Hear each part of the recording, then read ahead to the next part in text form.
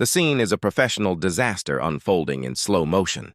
On a live BBC World News broadcast, renowned Filipino linguistics professor Dr. Lani Cortez is discussing the global adoption of the Filipino English standard in international tech support and education.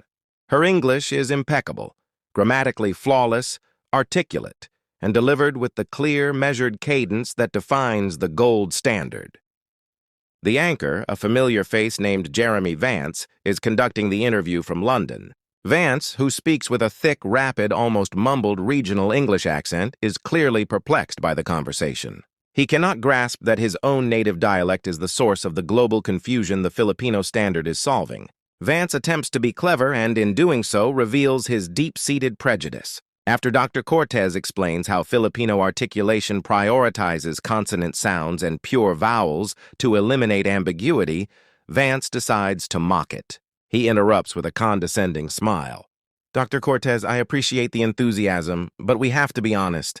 That precise sound you're describing, the measured pace, the careful articulation of every single syllable, it sounds a bit academic, doesn't it? A bit stiff. It's not natural, is it?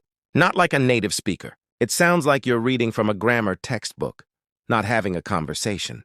Vance finishes with a chuckle, expecting Dr. Cortez to join him in self-deprecation. He made a critical error.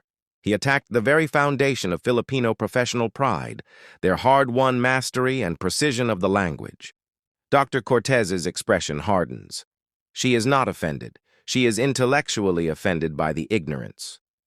She knows this is her moment to elevate the conversation from a casual insult to a global linguistic lesson. The camera holds tight on her face.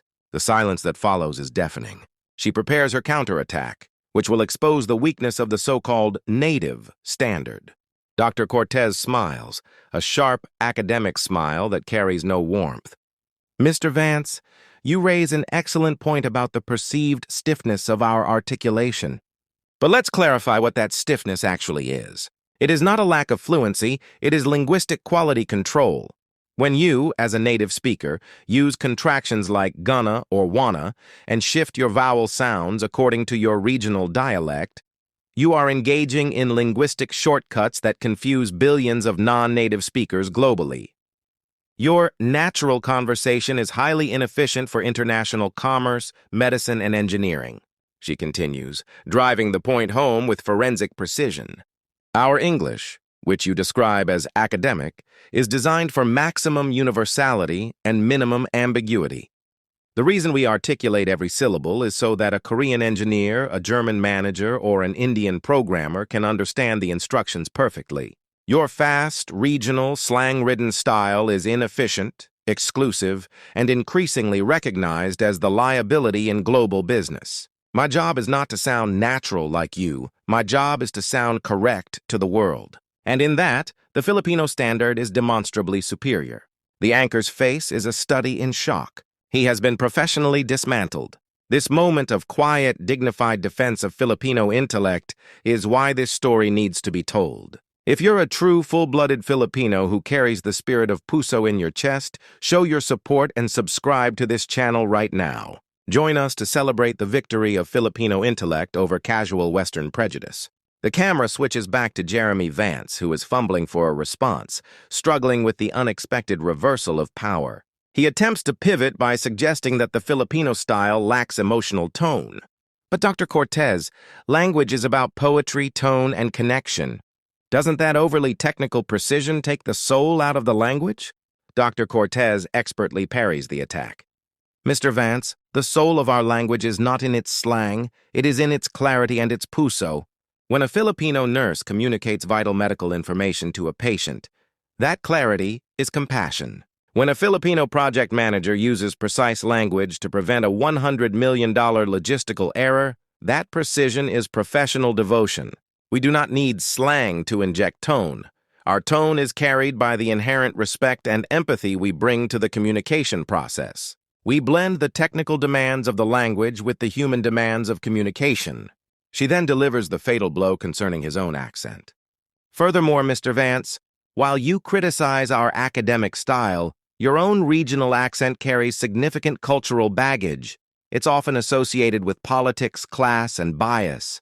Our non-native standard, precisely because it is non-regional, is perceived globally as objective, neutral, and most importantly, trustworthy. The world is tired of accents that carry an agenda. They want clarity, and we provide the antidote to your native linguistic chaos. The anchor is silenced, his own regional speech exposed as a liability. The global audience is witnessing a complete intellectual and linguistic reversal. The gold standard has just publicly defeated the regional dialect. The segment concludes by focusing on the massive global shift the anchor failed to grasp.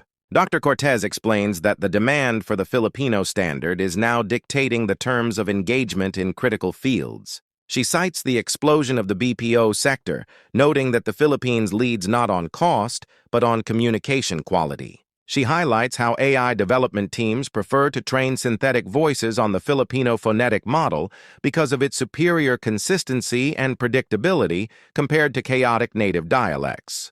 The truth, Mr. Vance, Dr. Cortez concludes, looking directly at the camera with dignified finality, is that you are criticizing a successful product based on outdated cultural nostalgia.